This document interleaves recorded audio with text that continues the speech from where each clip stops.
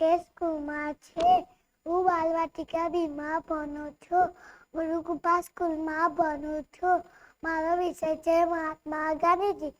મહાત્મા ગાંધીજી એ એક મહાન દેશભક્ત અને દેશપ્રેમી હતા. ગાંધીજી સત્ય અને અહિંસા હથિયાર અંગ્રેજ સાથે લડ્યા હતા. એમનું પૂરું નામ મોહનદાસ કરમચંદ ગાંધી હતું. એમનો જન્મ 2 ઓક્ટોબર પોરબંદર ગુજરાતમાં થયો હતો. એમના પિતાનું નામ કરમચંદ હતું. એની માતાનું નામ પુતલીબાઈ હતું. એની પત્નીનું નામ કસ્તુરબા હતું. ગાંધીજી વિલાયત ગયા, વકીલ બન્યા અને બેરિસ્ટર થયા. ગાંધીજીએ ભારતને આઝાદ કરવા લડત ચલાવી હતી.